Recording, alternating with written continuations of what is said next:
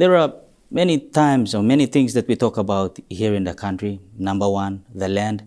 And number two, having a roof over our heads. And in this modern day and age, when we finish from work, it's good to go back home, and it's satisfactory to have a roof over our heads, not only for us, but the children that we have here in the country as well. And to talk about this important topic of housing, I'm privileged to have with me in the studio Tom Snelling, who is the General Manager for Hausples. Sir, welcome to the program. Important discussions today. Thank you, Bradley.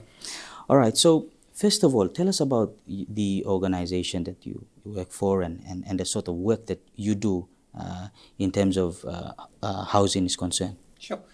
So Hausples is a property portal, a real estate portal, where we list properties for sale or for rent all around the country. We have different prices, we have different types of property. We work with real estate agencies and property developers and property investors and individuals who want to put their houses or apartments for lease or for sale.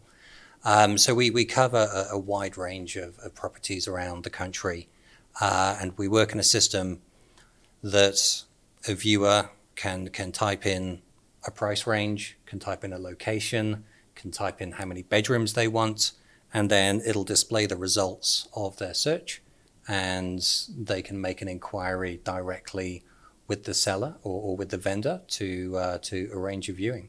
So it's more or less just like an online store. Like an online store, it's an online portal, but yes, it gives people, it connects buyers and sellers, if you like, in the real estate market. All right.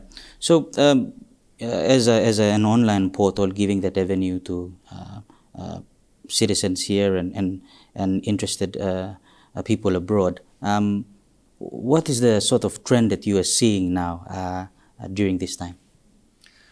Now we're sort of heading towards a post-COVID environment. So the last couple of years, we've seen a lot of changes, as you would expect. I think because a lot of the expatriates have been repatriated back in 2020. So we're beginning to see a bit of a return there. But we are still seeing a big demand in the sales market, particularly for affordable housing. And I think that hasn't really changed that much over the past 5-6 years since we started doing the survey. There's always been that strong demand for housing in a secure area, in a safe environment that has a sensible price tag that people can afford. And that's always been a challenge, I think, for most Papua New Guineans. All right. So the trends that you are seeing, are people are still buying during this time? Absolutely, yes. Yes, they are. And we are seeing, some developments come online. We saw some last year, we've seen some this year. And the demand for these sorts of places is quite high.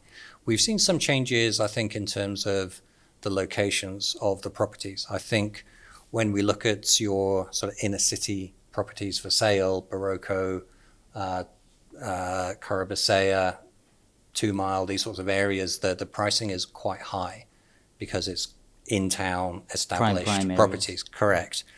What we're seeing now is maybe a trend towards the outer side of Port Moresby, places like 8 Mile, Napa, these kind of areas where there is a bit of a commute to make to get to the city, to get to work. But that's where the demand is. The land prices are more affordable. The communications are generally good. So they've got good roads, for example, going out to Kennedy Estate, going out to these sorts of areas now. More roads have been built, through the back of Gerahu. So there's definitely a shift towards these sorts of areas. They're new properties, they're newly built, and there's definitely a demand. But the supply seems to be a little bit lacking there. A little bit lacking, definitely. But sooner or later, the business will get there as well, as people move out and as road access connection is there. More business will eventually get there. I think there are, and already, we see a lot of businesses out that way. Schools, colleges, we're seeing a lot of medical centers. I think what happens is where there's a demand, that demand will be met. So if lots of people living in a particular estate, for example, they need to see a doctor, then the doctors will come to them and set up a surgery and set up a practice. If they need a dentist, a dental surgery will come up. If they need a school will pop up because there's a demand for it. So we'll always have that sort of supply and demand within the estate. Of course, that's very different to the supply and demand of actual properties, which I guess is more of interest at this stage. All right. So just for as part of the introductions, again, how do our people actually access your website? So there's different ways. The most normal way would be to use a phone or a tablet or a laptop. Go to www.hausples.com.pg or do a search for Hausples, and the website will come up immediately. All right. Great discussions there. We'll go for a short break now and continue with our discussions on the other side.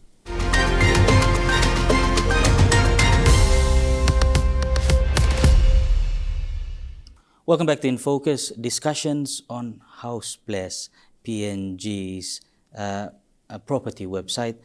Still with me in the studio, Tom Snelling. So still on our discussions, before the break we spoke a little about COVID-19 and its effect on supply and demand for houses. Look, in terms of the demand, you mentioned it's still there. But has sort of job security played a part in terms of demand for houses that you've seen? It's difficult to say because I think there's lots of complex aspects when it comes to buying a property and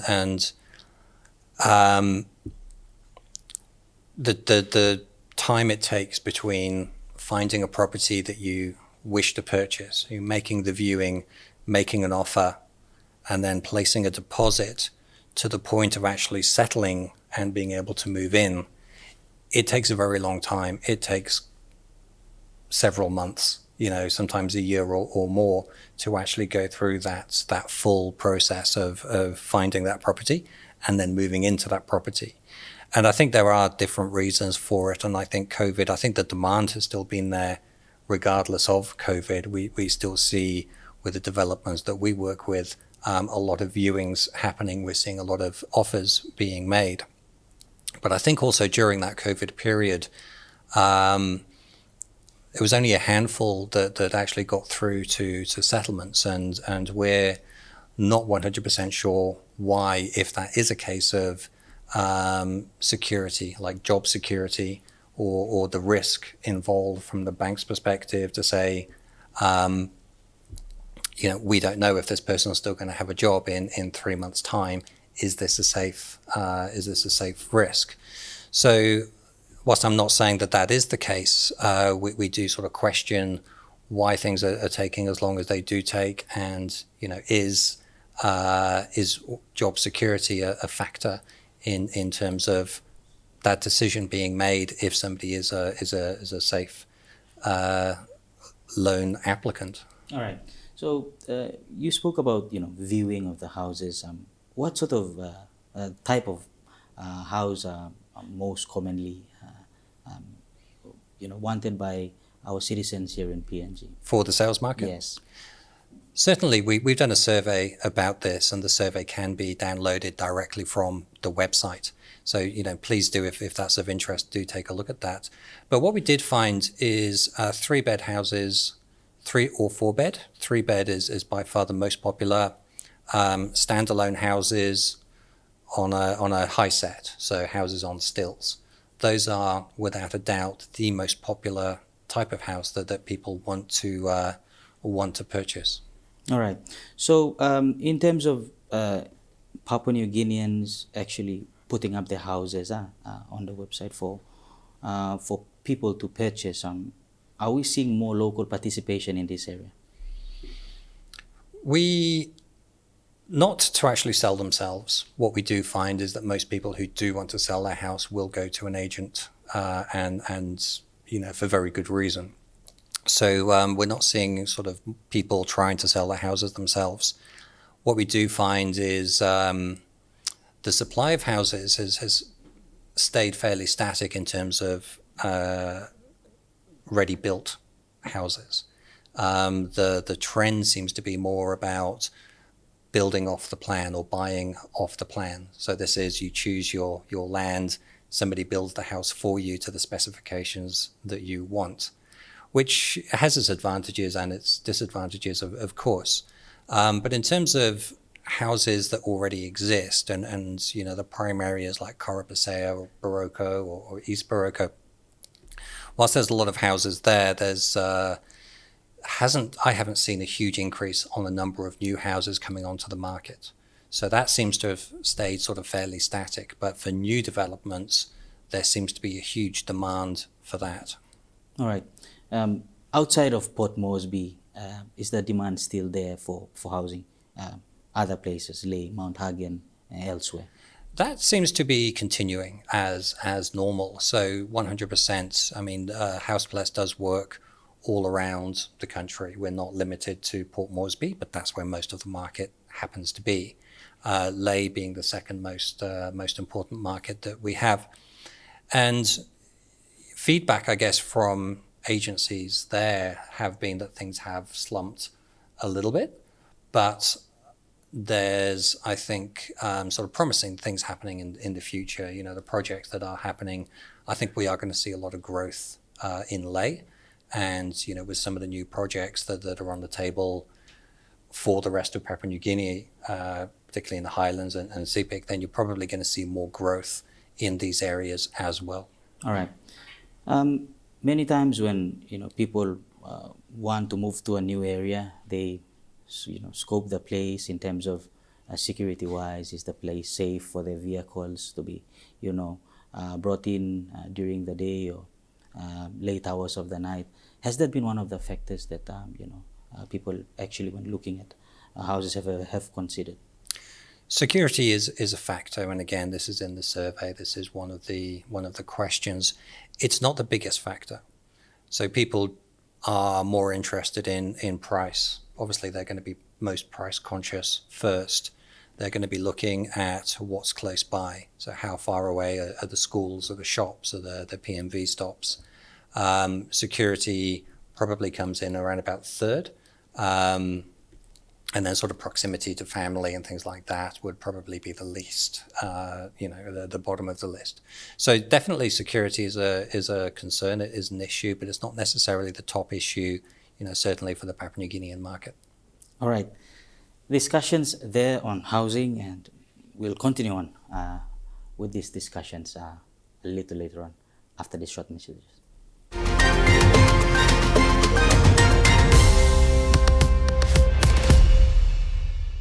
Welcome back to In Focus, Mr. Snelling. Still talking about the local market and the demand here in Port Moresby. On the outskirts of Port Moresby, we mentioned a little earlier on, the demand is still there. 100%. No, there's a huge demand for housing, particularly affordable housing. So houses from 250, 300,000 up to around about the 650 range is typically what people are looking for. All right. So, if a person or a family purchases a house now, in 5 years' time, the value of the house will increase by how much? That's something that nobody can really answer is how much. And even if in 5 years that house value will increase, because prices do go up and down. However, over the long term, it's almost certain that the value of a property will go up. It will be very, very unusual circumstances for that not to happen. So it's a very safe investment if you are purchasing a house.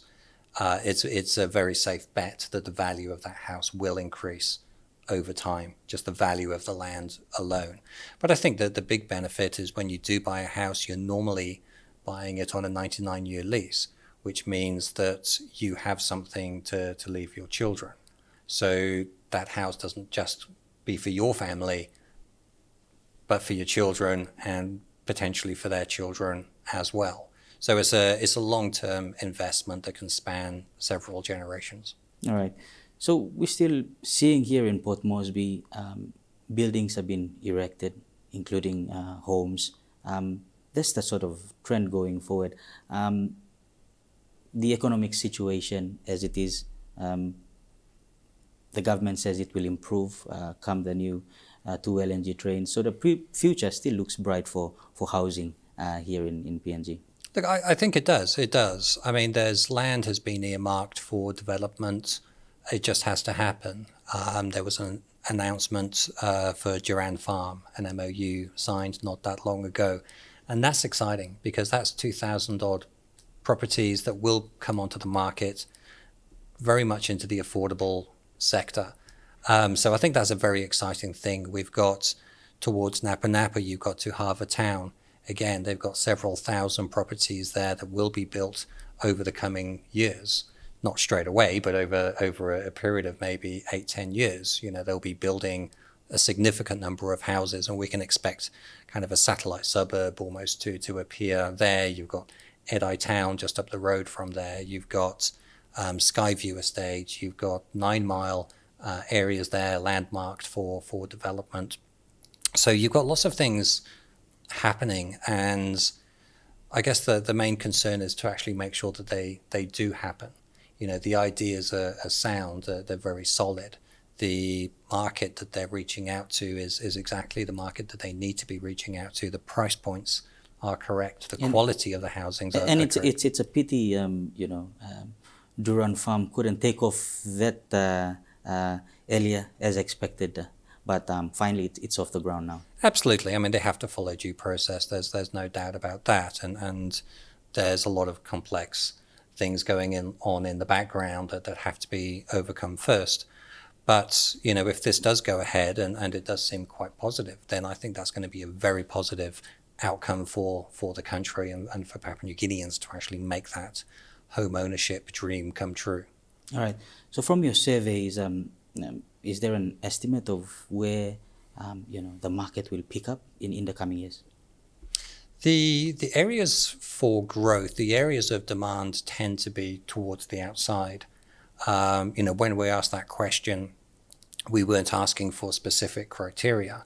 We were just asking generally, where would you like to live? And of course, you know, the majority of people did say the usual suspects. They did say Baroko, Torama, Korobisea, East Baroko. That's kind of what we would expect people to say.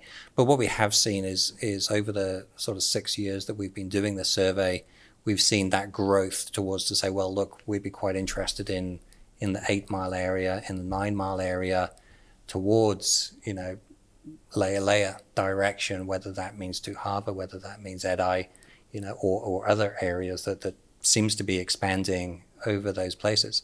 So I think the trend certainly seems to be, yes, we'll certainly go where prices are better.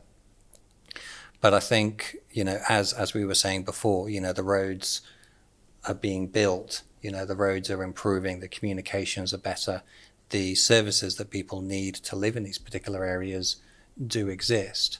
Now, how long is the commute, say, from 8 Mile into town? It's not really that long. A bit of traffic congestion maybe, but it's a relatively fast journey.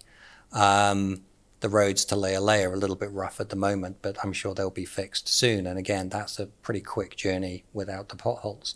So, you know, these areas, whilst they are certainly out of town, they're very much manageable for residents to live there. All right. So, you know, we not only have the,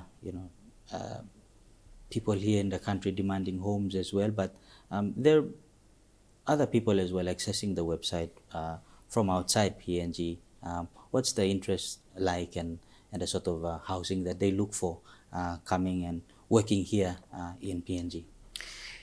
Yeah, no, absolutely. I mean, quite a significant portion of our traffic does come from overseas, as you would expect. There are about 30% of the traffic is from overseas.